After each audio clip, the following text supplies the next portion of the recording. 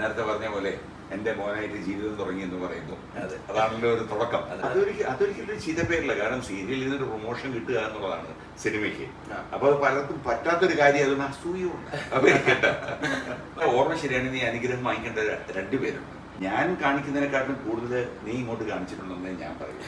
അപ്പോൾ അതുകൊണ്ടാണ് എനിക്ക് തിരിച്ച ആ ഒരു ഇൻസ്പിറേഷൻ തരാനും മോട്ടിവേഷൻ തരാനും എന്നെ കൊണ്ട് സാധിച്ചിട്ടുള്ളത്. അപ്പോൾ അതിൻ്റെ ഫുൾ ക്രെഡിറ്റ് നിനക്ക് തന്നെയാണ്.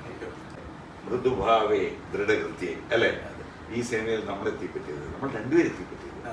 അതൊരു ട്രയാങ്കിൾ ഒരു കണക്ഷൻ ഉണ്ട് ഇതിൽ. അതെ, എനിക്ക് തോന്നുന്നു ഒരാളും ഈ ലോകത്ത് ഒരാളും നീ ജാടയാണെന്നോ അല്ലെങ്കിൽ ഈ പറഞ്ഞ ഒരു മോശമായ രീതി നെഗറ്റീവ് രീതിയിൽ ചിന്തിക്കുന്നു എനിക്ക് തോന്നുന്നില്ല. കാരണം അത്രയ്ക്കും എൻ്റെ ഒരു ഇത് എല്ലാവരും അറിയണം. അതുകൊണ്ടാണ് ഞാൻ പറയുന്നുണ്ടോ എന്നുവെച്ചാൽ അത്രയും നമ്മുടെ ഷൂട്ടിംഗ് സമയത്താണെങ്കിൽ പോലും വളരെ സൗമ്യനായി മാറിയിരുന്ന് ഒരു ജാടയും കാണിക്കാതെ ആ സെറ്റിൽമെന്റ് ഒരു അനക്കം പോലും നീ കാണിക്കാതെ ചെയ്ത ഒരാളാണ്.